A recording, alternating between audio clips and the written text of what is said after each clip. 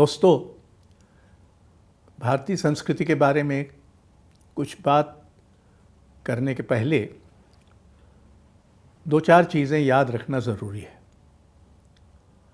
पहली तो ये कि हम सिर्फ एक संस्कृति भर नहीं है, भारत एक सभ्यता है। ये सभ्यता का एक उपक्रम है और जो पहले भी कहा गया है कि क्यों नहीं मिटती हस्ती हमारी, उसको याद करें तो संसार में जो महान सभ्यताएं पैदा हुई हैं, भारत उनमें से एक रहा है। और इस सभ्यता के अंतर्गत कई संस्कृतियां हैं, गतिशील हैं, एक दूसरे से संवादरत हैं, एक दूसरे से नोक-झोंक भी करती रहती हैं। भारत में कभी भी कुछ भी एक वचन नहीं रहा, हमेशा बहुवचन है। और आप में से कुछ लोगों को तो मालूम होगा कि संसार की कई भाषाओं में भारत एक वचन शब्द नहीं है, वो बहुवचन शब्द है। India's, Indies. हमारे यहाँ 4,600 से अधिक तो समाजशास्त्रीय ढंग से परिभाषित की जाने वाले समुदाय हैं। 700 से अधिक भाषाएं और बोलियां हैं। सैकड़ों पहरावे, भोजन और रीति रिवाज हैं। तो ये सब जो बहुलता है वो भारतीय समाज को बनाती है। और किसी भी समाज की संस्कृति उसके लोगों की भौतिक आध्यात्मिक आकांक्षाओं का आधार होती है और वो अपने भौतिक, बौद्धिक, आध्यात्मिक, सामाजिक और सृजनात्मक जीवन के लिए नियमन भी करती है। ये भी याद रखने की बात है कि राज्य की भूमिका संस्कृति में बहुत कम है। उसका काम इंफ्रास्ट्रक्चर, आधारभूत संरचना भर देना है। बाकी 90% संस्कृति का काम तो लोग करते हैं। लोग ही उसको पालते पोसते हैं, उसमें बदलाव करते हैं, उसमें सपने देखते हैं, उससे नाउम्मीद होते हैं, उससे उम्मीद लगाते हैं। अब भारतीय सभ्यता और उसमें जो सक्रिय संस्कृतियां हैं, उनमें ज्ञान, विवेक, विचार, आलोचनात्मक चिंतन, कल्पनाशील रचनाओं, भाषा के बारे में चिंतन, अर्थ, यौनिकता, नाटक, संगीत, नृत्य, साहित्य, आध्यात्मिक मुक्ति, नैतिकता, आचरण, नियति, दर्शन, तर्क, बहसों, असहमतियों, संवादों और रोज़मर्रा के विवेक का एक बहुत बड़ा ख़जाना है जो कभी भी खाली नहीं होता। भारत के विभिन्न धर्मों ने, और आप याद करें कि 4 धर्म तो भारत ने खुद पैदा किए, हिंदू धर्म, बौद्ध धर्म, जैन धर्म और सिख धर्म, और 4 बाहर से आए, इस्लाम, ईसाईयत और अन्य 2। और इन सब ने महान कला, स्थापत्य, साहित्य, दर्शन, विचार, अध्यात्म को प्रेरित किया है। और भारत में इन धर्मों के बीच संवाद भी हुआ है, झगड़े भी हुए हैं, लेकिन कुल मिलाकर अगर आप देखें तो एक सर्वधर्म समभाव समाज में बना रहा है। और गांधी ने इसकी संज्ञा दी थी सर्वधर्म समभाव, जिसका अर्थ है हम सभी धर्मों का समान भाव से आदर करते हैं। संस्कृति सृजन, कल्पना की ऊंची उड़ान के साथ साथ विचार और आलोचना को भी जन्म देती रही है। ये कोशिश करना चाहिए कि भारतीय सभ्यता के वैचारिक, प्रश्नवाचक, असहमत और मुक्तिदायी तत्वों की पहचान हो, क्योंकि वो लोकतंत्र को पुष्ट करते हैं। संस्कृति पर्यटन के लिए आकर्षण हो सकती है, लेकिन उसे परिवर्तन के लिए ही बढ़ावा देना कतई गलत है, जो कि इन दिनों भरपूर हो रहा है। हमारी सभ्यता में स्त्रियों की भूमिका निर्णायक और इधर उनमें जो सृजनात्मकता और अधिकार चेतना बढ़ी है, उसे ठोस प्रोत्साहन देने की ज़रूरत है। इस समय लागू भारतीय संविधान के बुनियादी मूल्य हैं स्वतंत्रता, समता और न्याय। और इन मूल्यों को हर तरह से संस्कृति के हर स्तर पर सशक्त करने की, मुखर करने की ज़रूरत है।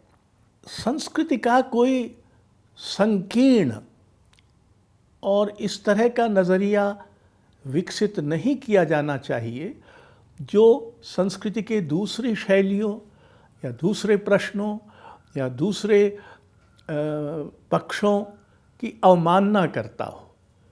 भारतीय संस्कृति, जैसा मैंने शुरू में कहा, बहुवचन है, तो बहुवचन होने का अर्थ ही ये है कि वो कई तरह के एक वचनों का समवाय है। इन एक वचनों में आपस में संवाद होता रहा है, आपस में असहमति होती रही है, बहसें होती रही हैं, और कई बार ऐसा भी हुआ है कि इनके बीच अबोला हो गया है।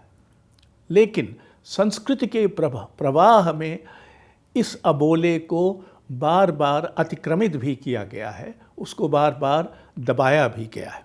इस समय जो सांस्कृतिक माहौल है उसमें जो हिंसा, नफ़रत, भेदभाव, अन्याय, अत्याचार ये सब फैल रहे हैं, ये संस्कृति का हिस्सा किसी भी तरह से नहीं है।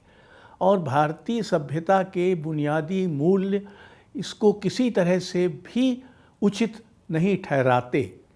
आखिर इस समाज में आज इतनी हिंसा, इतना अन्याय, इतना अत्याचार आदिवासियों पर, अल्पसंख्यकों पर, स्त्रियों पर, इस कदर की मनमानी, कानून का लगातार उल्लंघन या उसकी अवमानना, ये सब हमको एक असंस्कृत भारतीय देश बनाती है।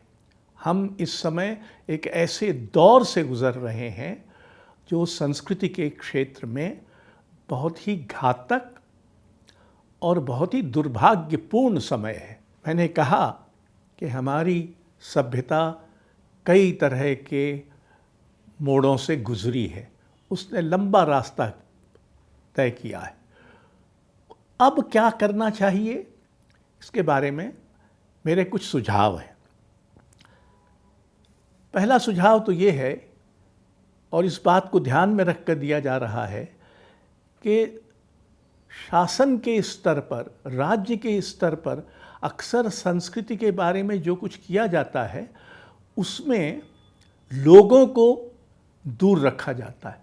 लोगों की भागीदारी या शिरकत करने का कोई उपाय ही नहीं सोचा जाता, और संस्कृति एक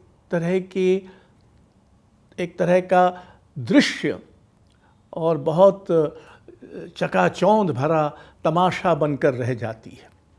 इसके बरक्स, इससे अलग हमको कुछ ऐसा करना चाहिए जिससे लोगों को अपने सांस्कृतिक जीवन में भाग लेने में, शिरकत करने में, उसे अपनी इच्छा और अपनी आकांक्षा के अनुरूप बदलने में उत्साह बढ़े, उसकी आकांक्षा बढ़े और उसके अवसर बढ़ें।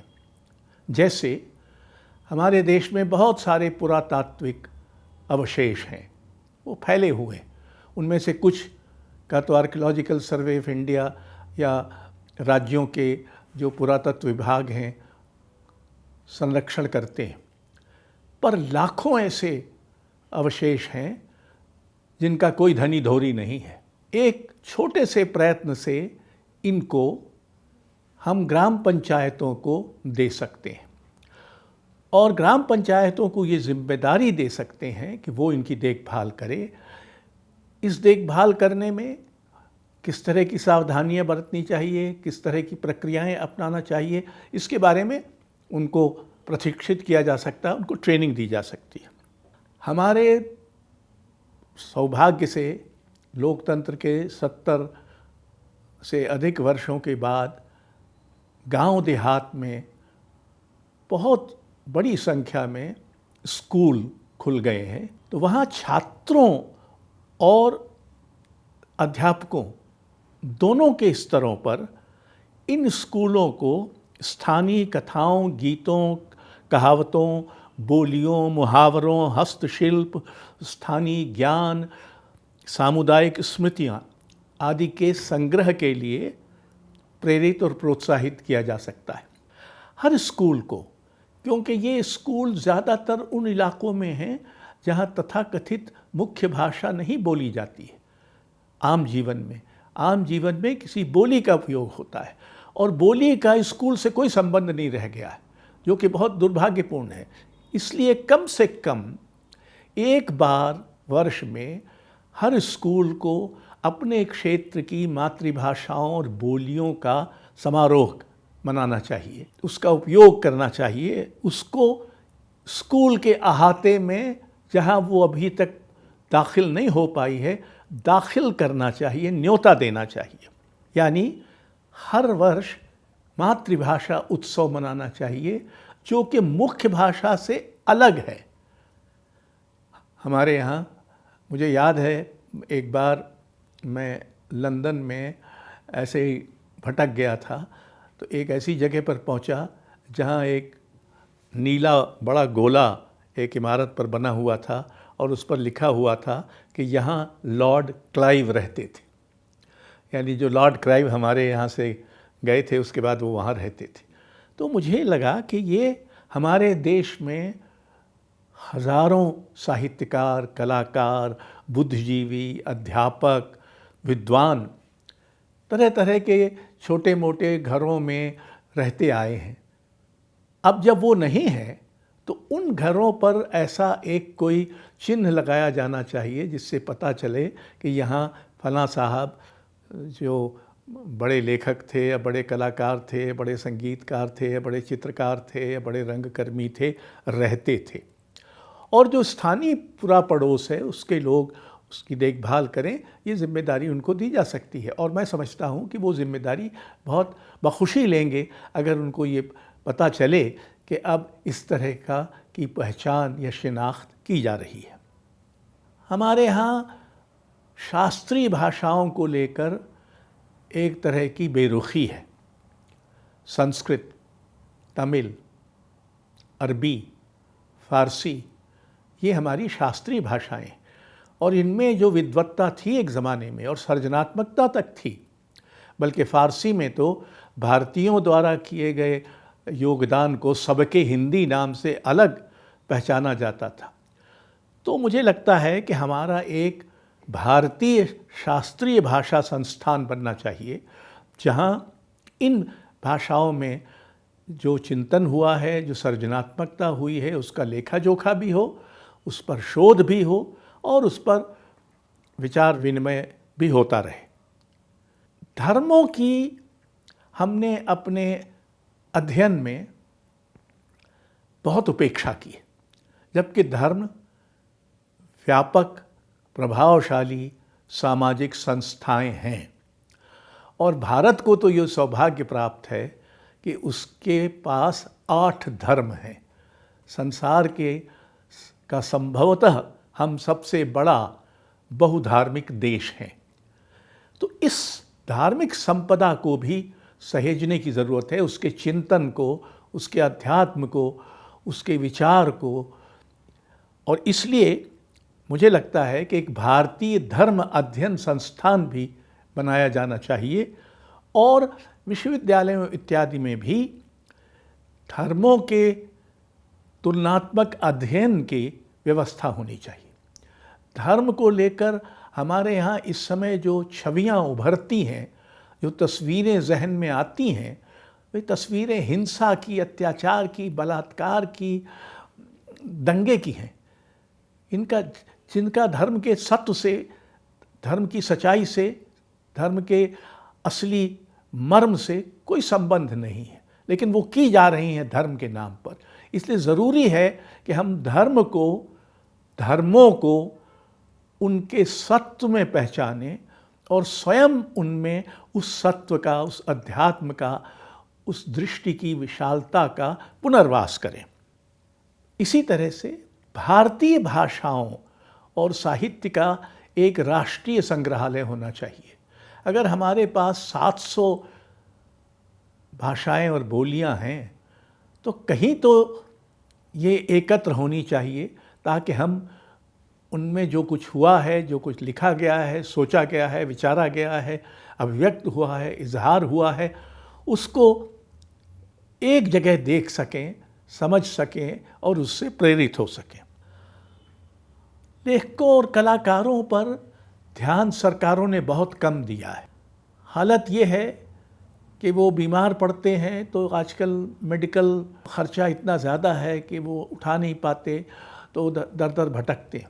मेरा एक प्रस्ताव है कि हमको लेखकों कलाकारों के लिए एक राष्ट्रीय कल्याण कोष बनाना चाहिए, जिसमें केंद्र सरकार, राज्य सरकारों के अलावा म्यूज़िक कंपनीज, प्रकाशन गृह इत्यादि भी वित्तीय सहयोग कर सकते हैं।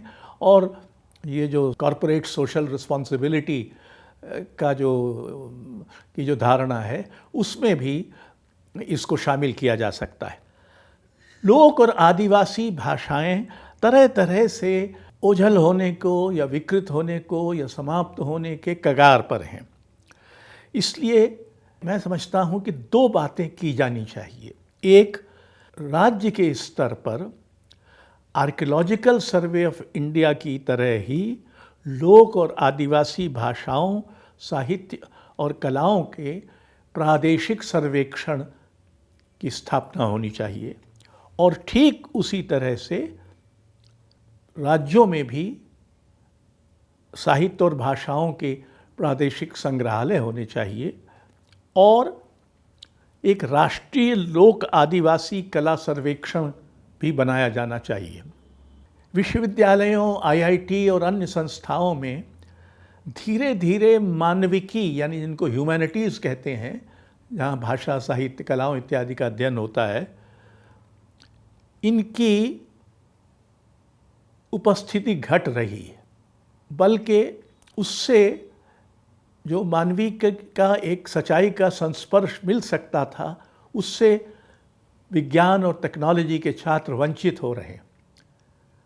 मुझे लगता है कि हमको विश्वविद्यालयों में और आईआईटी और दूसरे वैज्ञानिक संस्थानों में सृजनधर्मी लेखकों, कलाकारों के सृजन पीठ स्थापित करने चाहिए। गुरु शिष्य परंपरा इस समय बड़े खतरे में है और हालांकि संस्कृति के नाम पर बहुत गुहार लगाई जाती है, लेकिन हमारी शास्त्रीय परंपरा के जो बहुत महत्वपूर्ण तत्व है वो है शास्त्रीय संगीत और शास्त्रीय नृत्य। उनके पुनर्जीवन के लिए और इनको फिर से उस तरह की जीवंतता देने के लिए जिससे महान संगीत, संगीतकार, महान नर्तक और महान नृत्य पैदा होते रहे हैं, हमको उनके पुनर्वास की एक योजना बनानी चाहिए। उदाहरण के लिए हम 100 गुरुओं की शिनाख्त करें, वो अपने घर में ही लोगों को सिखाएं, उनको 5-5 शिष्य दें और हर एक को छात्रवृत्ति दें और गुरु को मानदेय दें। भारतीय सभ्यता के लंबे सफ़र के दौरान एक बड़ा विलक्षण युग आया जिसे हम भक्ति काव्य और सूफी काव्य के नाम से जानते हैं। उसने जो सामाजिक समरसता पैदा की, इसके अलावा अध्यात्म को, धर्म को अधिक लोकतांत्रिक और जनधर्मी बनाया और मौलवियों और पंडितों और पुरोहितों और मंदिरों और मस्जिदों की मध्यस्थता को लेकर तीखे सवाल उठाए। मुझे लगता है कि उस युग को उसकी सर्जनात्मकता, उसकी प्रश्नवाचकता और उसके लोकतांत्रिक अध्यात्म को फिर से याद करने की ज़रूरत है। तो मैं प्रस्तावित ये करना चाहता हूँ कि भक्ति काव्य और सूफी काव्य पर केंद्रित सर्जनात्मक और बौद्धिक उत्सवों की एक अखिल भारतीय श्रृंखला ही शुरू की जाए। और ये दक्षिण से लेकर, दक्षिण में भी आलवार संत हुए हैं और संगम कविता है और दूसरी तरह की कविता है जो भक्ति काव्य, वहीं से एक तरह से उत्तर भारत में आया था और हमारे यहाँ कबीर, सूर, तुलसी इत्यादि इत्यादि, रैदास। इसकी एक अद्भुत बात ये थी कि उसमें तथाकथित निचली जातियों के लोगों ने अभिव्यक्ति के अधिकार का प्रयोग किया और उसके जो सबसे बड़े कवि हुए हैं वो जो निचली जातियों के थे, चाहे वो कबीर हों या रैदास हों या नामदेव हों, कोई जुलाहा था, कोई दर्जी था, कोई जूते गांठने वाला था। तो ये जो एक नए किस्म का लोकतंत्र बना काव्य के माध्यम से, कविता के माध्यम से, जो प्रश्न भी पूछता था और समरसता भी बढ़ाता था, उसको फिर से याद करने की ज़रूरत है। हमारे यहाँ बहुत सारे ऐसे कला प्रकार हैं जो धीरे धीरे नष्ट हो रहे हैं, यद्यपि उनमें बहुत गहरा मर्म और हमारी मानवीयता के कुछ बड़े अछूते पहलू छुपे हुए हैं। उनको बचाने की ज़रूरत है और इसलिए एक दुर्लभ कला प्रकारों को जीवित रखने के लिए एक उपक्रम करना ज़रूरी है। आज जब हम आपसे बात कर रहे हैं, ठीक इस समय देश भर में रामायण और महाभारत से प्रसंग लेकर 5000 प्रस्तुतियां हो रही होंगी। लोक शैलियों में, चाहे शास्त्रीय शैलियों में, चाहे आधुनिक शैलियों में, हमारे महाकाव्य, हमारी दास्तानें पश्चिम की तरह अतीत की चीज़ें नहीं हो गई हैं। ये आज भी जीवित हैं और इनमें मनुष्यता का, आपसी सद्भाव का जो संदेश है वो अभी भी छुपा हुआ है। और उसके साथ साथ कि आपको हर चीज़ पर प्रश्न उठाने की इजाज़त है। हमारी परंपरा में हमने ईश्वर पर और मंदिर पर और अध्यात्म पर और चिंतन पर और नैतिकता पर, आचरण पर, युद्ध पर, हिंसा पर, सब पर प्रश्न उठाए हैं। बल्कि हमारे अनेक महान ग्रंथ तो प्रश्न ग्रंथ ही हैं। इस प्रश्नवाचकता को फिर से जीवित करने का अर्थ भारतीय सभ्यता के अपने ज्ञान को पुनर्जीवित करना होगा। ऐसे बहुत सारे वाद्य यंत्र हैं जिनके बनाने वाले अब धीरे धीरे कम हो रहे हैं और वो वाद्य यंत्र हमारे व्यवहार से, यानी सांगीतिक व्यवहार से भी बाहर चले जाएंगे। पहले ऐसे परिवार होते थे जिनका काम ही सितार बनाना या सारंगी बनाना या सुरबहार बनाना होता था। इनको बनाना एक बड़ी बारीकी का काम है और बहुत मेहनत लगती है, तो इसलिए उनको भी प्रोत्साहित करने के लिए कोई योजना बनानी ज़रूरी है। सबसे बड़ी योजना तो यही है कि हम भारतीय संस्कृति को उस पर फैला दिए गए धुंध, झांसों और तमाशों से न समझें। हमको मेले ठेले पसंद हैं, हम उत्सव प्रिय लोग हैं, हम उत्सव मनाते हैं, ये सही है। लेकिन उत्सव मनाते हुए भी हम प्रश्न पूछना नहीं भूलते, हम राज को खबरदार करना नहीं भूलते। और आज ये बहुत ज़रूरी है कि संस्कृति के नाम पर राज जो अनाचार कर रहा है, उससे अलग संस्कृति के उस रूप को सामने लाया जाए जो दरअसल हमारी परंपरा का और हमारे उत्तराधिकार का एक बेहद मूल्यवान हिस्सा है। हम लोकतंत्र हैं तो इसलिए नहीं कि हमको संविधान ने लोकतंत्र का उपहार दिया या कि पश्चिम ने हमको सिखाया कि लोकतंत्र बेहतर है। हम लोकतंत्र हैं इसलिए कि हम शुरू से ही प्रश्न पूछते रहे हैं, असहमत रहे हैं, हमने असहमति का सम्मान किया है। अगर ऐसा न होता तो सोचिए, अगर हिंदू धर्म ही पर्याप्त होता तो फिर बौद्ध धर्म, जैन धर्म और सिख धर्म क्यों पैदा हुए? ये तो बाहर से नहीं आए, ये असहमति के धर्म हैं। और असहमति तो इस कदर है कि बौद्ध धर्म और जैन धर्म, इन दो धर्मों में ईश्वर की कोई परिकल्पना ही नहीं है। तो ये हमारी समावेशिता रही है, ये हमारा खुलापन रहा है। हमने ऐसे संप्रदायों को, ऐसे धार्मिक दृष्टियों को भी जगह दी है और सम्मान दिया है जो तथाकथित मुख्य धर्म या मुख्य धारा से असहमत रहे हैं। बल्कि अब हमको मुख्य धारा और गौण धारा इस पदावली में सोचना बंद कर देना चाहिए। कोई मुख्य धारा नहीं है और यह हमारा सौभाग्य है कि कोई मुख्य धारा नहीं है।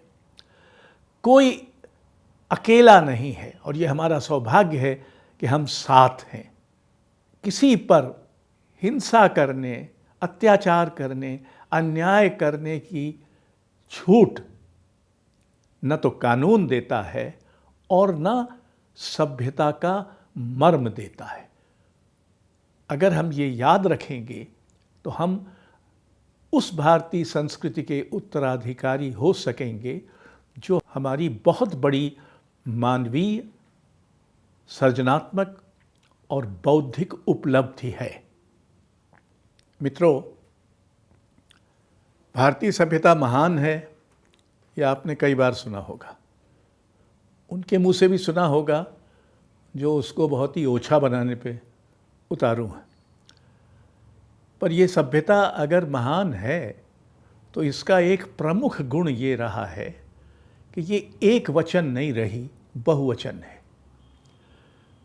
आज 4,600 से अधिक समुदाय, 700 से अधिक बोलियां और भाषाएं, सैकड़ों पहरावे, सैकड़ों भोजन के प्रकार, सैकड़ों रिवाज इस सभ्यता में हैं। ये सभ्यता कई संस्कृतियों को मिलाकर बनी है और इसमें बहुत सारी चीज़ें आकर मिलती घुलती रही हैं। ये समझ ज़रूरी है कि ज़्यादातर संस्कृति की रचना, पोषण, संवर्धन, परिवर्तन लोग करते हैं, राज्य नहीं करता। राज्य की संस्कृति में भूमिका बहुत सीमित है और एक लोकतांत्रिक राज्य में उसका काम संस्कृति के उपादानों, भौतिक उपादानों को उपलब्ध कराना, यानी संग्रहालयों, कला वीथिकाओं, सभागारों इत्यादि की व्यवस्था करना। लेकिन इसी संस्कृति में आप सोचें कि ज्ञान, विवेक, विचार, आलोचनात्मक चिंतन, कल्पनाशील रचनाएं, भाषा के बारे में चिंतन, यौनिकता, नाटक, संगीत, नृत्य, साहित्य, आध्यात्मिक मुक्ति, नैतिकता, आचरण, नियति, दर्शन, तर्क, बहसें, असहमतियाँ, संवाद, रोज़मर्रा का विवेक, ये सब एक अक्षय कोश है। भारत में 4 धर्म हमने बनाए, 4 बाहर से आए।